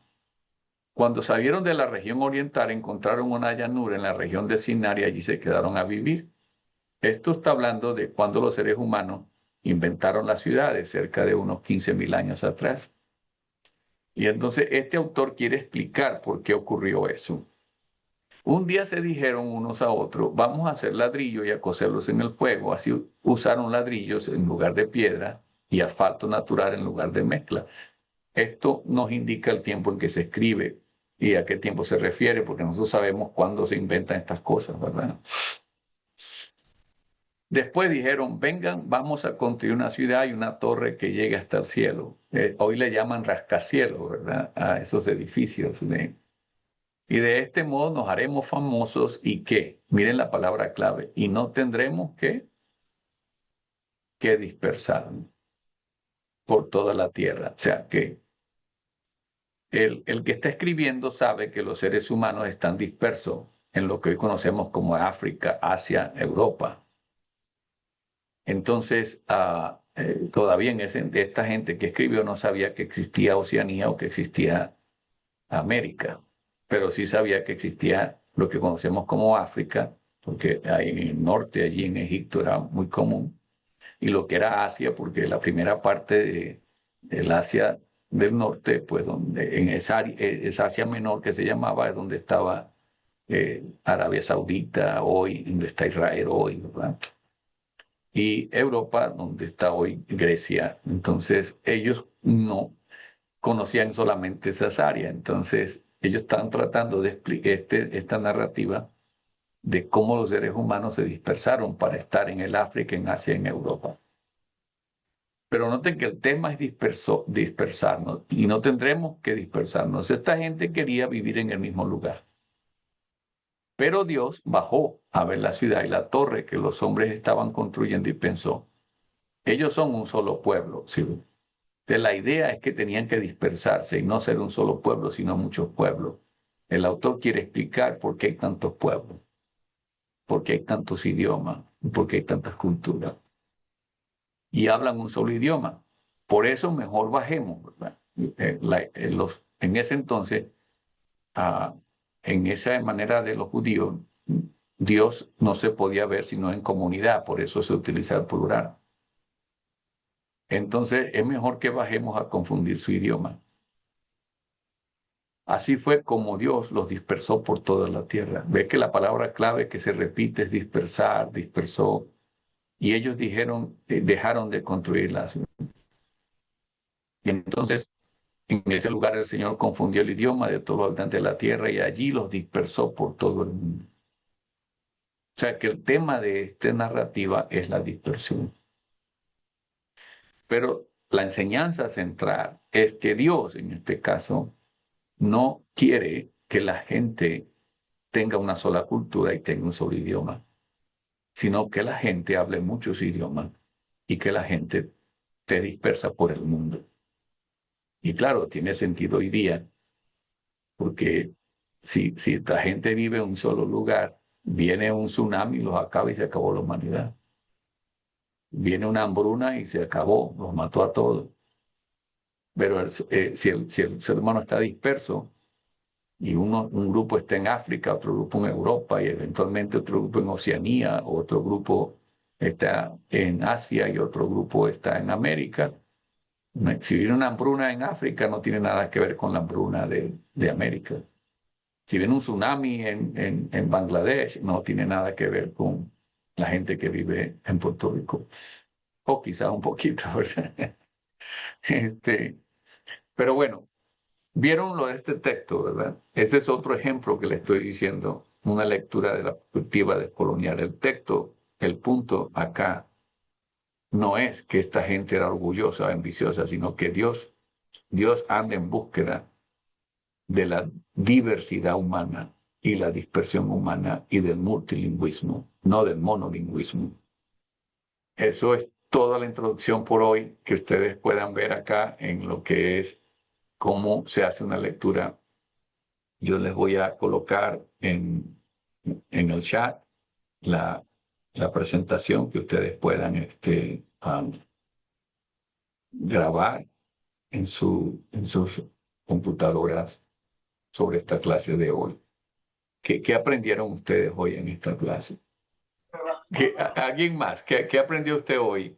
Doctor Montilla, fíjese, Sí. me quedo sorprendido que yo he tomado clase con usted anteriormente sobre este tipo de temas, pero todavía sigo sorprendido en cómo visualizo a la iglesia de hoy o a los congregantes de hoy Ujú. en tener la incapacidad de no poder visualizar la Sagrada Escritura como la estamos estudiando hoy. Y lamentablemente el 99,5 sigue visualizando la Biblia como se la redactaron a principio. Interpretaron. ¿Cómo Es se lo la interpreta? Correcto, como sí. como se le dijo a principio. Y ya hoy por hoy le puedo asegurar que yo voy al templo, expreso la palabra como la entendemos en el presente y puede ser que me boten del lugar, porque es inaceptable. Puede ser, pero uno a veces se sorprende. La cosa es que yo no sé hasta dónde, Ujú. hasta cuántos años vamos a tener para que entonces los congregantes lleguen a un momento dado en entender la Sagrada Escritura como la estamos viendo hoy. Sí, gracias, hermano. Sí, no. Pero no les dé miedo. La luz nos libera. Y eso fue la propuesta de Jesús. Nosotros recuperamos nuestra voz, nuestro poder, nuestra libertad y nuestra conexión. Y a veces la gente quiere inclusive hacernos creer que no tenemos conexión con Dios. Por eso viene y dice, pastor, ore por mí. Y nosotros caemos en la trampa y decimos, sí, querido Dios, ayuda a este pobre hermano que está en la miseria. Entonces estamos en la trampa de la misma, ¿verdad? Creer que esta persona no tiene conexión con Dios. Entonces podríamos decirle, hermano Pedro, si usted pudiera decirle algo a Dios, ¿qué le diría? En vez de que usted esté orando. Pero si usted cae en esa trampa, cuando alguien le dice, ore por mí, es una trampa de la colonización. Dios, que la gente tiene el mismo acceso que tenemos nosotros a Dios. Entonces, lo que han aprendido la gente es a creer que no tienen una voz, que no tienen conexión. Entonces, son cositas sencillas, pero sí, adelante, Cecilia, me imagino. Sí, Ajá. ya. En esa misma línea, eso mismo que usted dice, que la gente de hoy tiende a depender demasiado del que está arriba enseñando, predicando, y eso mismo, dependen de que una vez a la semana o el tiempo de servicio es cuando escuchan la palabra, cuando les he enseñado y no tienen ese tiempo de estudio bíblico personal o individual, donde, como usted dice, ellos mismos pueden recibir la enseñanza del Espíritu Santo a través de las Escrituras en su propio estudio personal. Y eso mismo tiene la tendencia de que ora por mí, si tiene una necesidad, pues el pastor que me ayude, que ellos me enseñen. So, que no Ujú. tienen esa independencia en el estudio de la palabra. Sí, gracias. ¿Alguien más? ¿Qué aprendieron Sí, ustedes hoy? Sí, adelante, Mucha, Pastor Mario. yo tengo una pregunta. Entonces, en cuanto a lo que usted acaba de decir, de no caer en la trampa, ¿cómo acomodamos cuando dicen el altar está abierto después de una predicación? ¿Es diferente? ¿Es lo mismo? Sí, la idea es un compromiso, ¿verdad? Que tengamos nosotros a, a no caer en la trampa de que la gente no tiene voz.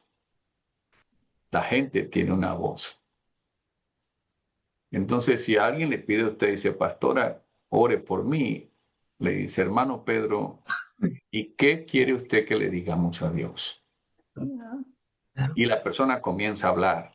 Y al comenzar, la palabra orar es hablar, es dialogar. Y Ujú. nosotros sabemos que hay vida en el diálogo. Entonces, cuando las personas están dialogando, es una buena señal.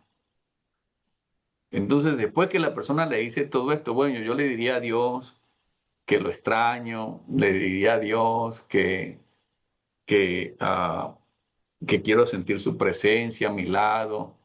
Entonces nosotros, en vez de estar hablando después, decimos, nos unimos a Ujú. esta oración del hermano Pedro.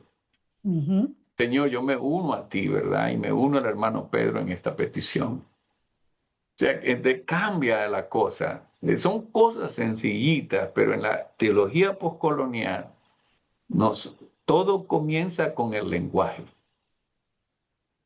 Por eso es que hacemos énfasis en el lenguaje, en la parte porque allí es donde está el mayor control. Gracias. yo pienso que muchas personas han sido enseñadas a depender de los De mismos los líderes. líderes. Ujú. Mismos líderes han creado esa dependencia a ellos. Eso se Ujú. vio Correcto. bien claro durante la pandemia. Alguien me comentó, ¿y qué va a pasar cuando se acabe la pandemia? La gente no va a querer ir a la iglesia. Y yo, pues, lo que pasa es que eso es lo que se le ha enseñado, que si no van a la iglesia no tienen comunión con Dios. que si Ujú. no oyen que otro les interprete, ellos no buscan, ellos mismos, tú sabes. Y Sí, mucha gente, espiritualmente hablando, creció durante la pandemia, porque no tenía ese paternalismo encima de él, tú ¿sabes? Esa mano guiándolo y llevándolo. Y yo pienso que los que están en esa posición deberían de enseñar a que la gente sea autosuficiente en la fe. Y a veces se Enseñarlo. promueve que uno tiene que desmejorar y no reconocer el papel que tenemos en nuestra salvación, en nuestra sanidad. Exactamente. Esa enseñanza de que si yo no estoy, tú no puedes. Si yo no estoy, tú estás perdido. Si yo no te digo, tú no sabes. Sí, Tú sabes. correcto. Eso se ve en todas. En las Esa se iglesias llama la más grandes. colonización. Es no enseñar a que la gente tome responsabilidad espiritual, Sí. responsabilidad de Los mismos crecer. discípulos le decían a Jesús, no nos estés diciendo, invitando a pensar, como decía el pastor Muñiz, analizar. Dinos qué hacer y nosotros obedecemos. Ujú. Sí, entonces Jesús le dijo, no. Y dice el texto, mas Jesús no le hablaba sino en parábolas, que son invitaciones a pensar. Como esta parábola que les digo que leemos nosotros en la Biblia. Adelante, hermano Rafael. Buenas noches, Dios les bendiga. Oh, disculpa. Dice. Para los que no me conocen, mi nombre es Amarili. Me encanta otra vez estar aquí, ¿verdad? Conectada en estas clases.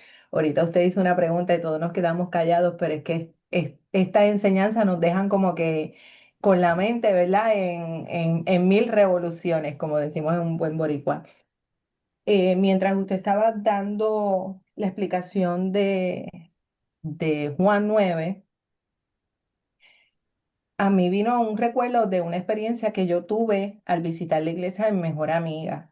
Y es bien triste porque, aunque, ¿verdad? Lo que se nos expone en esa palabra, como usted nos explicó, todavía hay líderes y hay personas que con nuestros actos limitamos, quitamos el poder, la voz y todos los puntos que usted mencionó, la libertad por la falta de amor, por la falta de empatía que todavía existe y también en la forma en que se ha enseñado, ¿verdad? Y me explico, y voy a tratar de ser breve para no quitar mucho tiempo. En una ocasión yo fui a Puerto Rico y mi mejor amiga me invitó a su iglesia y fui y un culto muy bonito, unos cánticos bien tremendos, una predicación bien poderosa.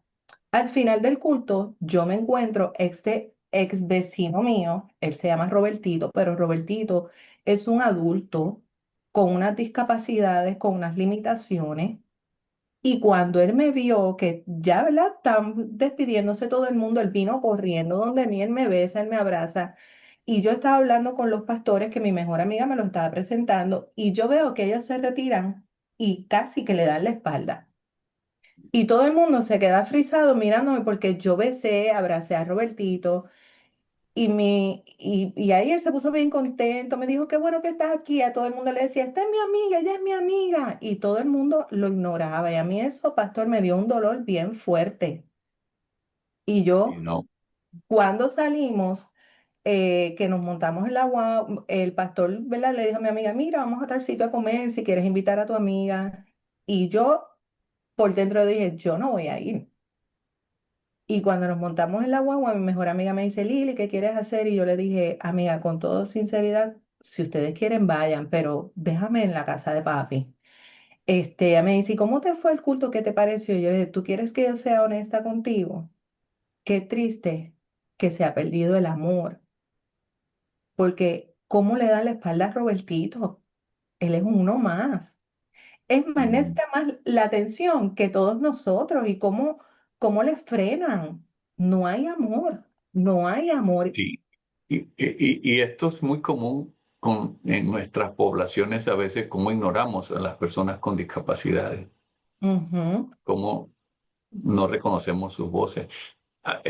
Ahora en el receso comentaba que alguien me comentaba, ¿verdad? Que A veces uno no se acerca a una persona con discapacidad porque tiene miedo. No sabe cómo relacionarse. Y entonces es parte de lidiar también con nuestros propios miedos. Bueno, gracias, muy amable Yo por entiendo, tu ah, compartirnos. Sí, en- eh, por eso es que el Señor dice que Él utiliza lo vil y menospreciado, y de eso Él se glorifica. Y pues, es que hay tantas cosas que en estas clases, en el transcurso de la enseñanza que yo he tenido de la teología, me ha abierto las cosas, la palabra de otra manera. Si conocemos a Teodoro, pues eso fue una de las cosas que él hizo. Él se rebeló en contra de lo que el catolicismo estaba enseñando y ahí fue que empezó en cuanto a la interpretación de la palabra. Eso pasa también hoy día. Y una de las cosas que más me gusta es el tipo de interpretación de la palabra del punto de vista y qué lentes nosotros estamos utilizados para poder llevar la palabra. Ya que nosotros somos líderes y nos tenemos Ujú. que capacitar de la manera correcta para aquellas personas que son ignorantes o que no tienen el conocimiento de la palabra adecuada. No se sigue interpretando la palabra de una manera colonial. Y es importante porque muchas personas están subyugadas a lo que no entienden, sin tener la interpretación correcta de lo que tienen que saber en cuanto a la palabra, nos quiere informar y darle la posición que nosotros tenemos que estar. No es imposible, es algo que es sí. posible. Claro, a ver, algo que podemos aprender en estas clases desde la perspectiva postcolonial es que no hay una sola interpretación, Ujú. que el texto es muy rico y yo les aseguro, y ustedes lo van a notar, mientras pensaba en este texto esta semana, en este texto de Juan 9, hubo muchas cosas que yo vi esta semana que antes no había visto. O Mm. sea, que cuando permitimos que el texto nos hable, se enriquece. Y por eso decía un hermeneuta que se llamó Severino Croato, él decía que la Biblia es una fuente inagotable de sabiduría, Amén. porque cada vez que vas, si dejas que habla, escuchas cosas nuevas que no habías visto antes. Pero eso no es posible si uno no sale de esas cadenas en las que ha estado en una cueva. Que uno lo que ha visto es pura sombra. Gracias. ¿Alguien más? Antes de irnos, muchísimas gracias a ustedes. Gracias una vez más, Pastor Muñiz y Pastor Jiménez. Gracias por la oportunidad de compartir con ustedes. Vamos poco a poco a ir mirando las aplicaciones de esto y cómo surgen esta teología. La pregunta que decía el hermano Daniel, cuáles son las premisas centrales de esto, qué buscan, cuál es la intención.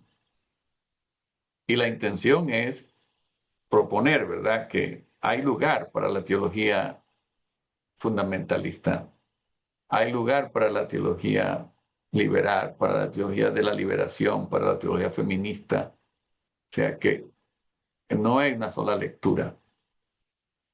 Entonces, cuando uno comienza a leer un texto como lo leería una mujer, oye, le puede abrir los ojos a uno. Porque al texto, si uno fuese abierto y dispuesto a aprender, nos puede hablar. Pero no solamente nos puede hablar, sino que si nos habla, nos puede transformar. Porque hay poder en el diálogo. Entonces, esto es, por ejemplo, ah, espero, ¿verdad?, que al cerrar esto nos vayamos pensando a cuántas personas yo he silenciado, no les he escuchado, he desempoderado, he desconectado y no he valorado su libertad. O sea, que esto nos lleve a nosotros acá y decir, no, yo me comprometo a no seguir esta cultura de silenciar a las personas, de desempoderar a las personas, de someter y dominar a las personas y de aislar a las personas. que ahora me comprometo a este ministerio de reconocer la voz, el poder, la libertad y la capacidad de conexión que tienen los seres humanos. Gracias, Pastor Muñiz, muy amable. Muy bien, gracias, doctor Montilla. Mire, cada vez que yo escucho esta clase, yo aprendo algo nuevo. El reto más grande que yo creo que debemos enfrentar es lo que el doctor Montilla acaba de decir. ¿Cuántas personas nosotros mismos hemos silenciado? Le hemos quitado el poder, ¿verdad? Lo hemos desconectado. Y cada vez que yo oigo todo esto, siento que el Espíritu de Dios me dice, calla y escucha. Calla y escucha. Y eso es lo que yo creo que Jesús en el Sermón del Monte trataba o decía, de que miren, escuchen, aprendan y vivan. Y eso es lo que a mí me llama más la atención de esta clase. Y si estudiamos muy bien, yo estoy seguro que el doctor Montilla más adelante seguro lo mencione, pero ese es el hecho del libro Los Hechos, donde pensamos, ¿verdad?, de que es que tenemos que hablar en otras lenguas y todas estas cosas, cuando en realidad el deber de nosotros es escuchar. Si sacamos Correcto. tiempo para escuchar, podemos conversar. Y conversar, y ambos en las conversaciones pueden ser transformados. Y por eso es que a mí me encanta esta clase. Y lucho por esta clase cuando muchas personas me han dicho a mí, ¿cómo es que tú vas a hacer eso? Porque va a traer fragmentación a la iglesia.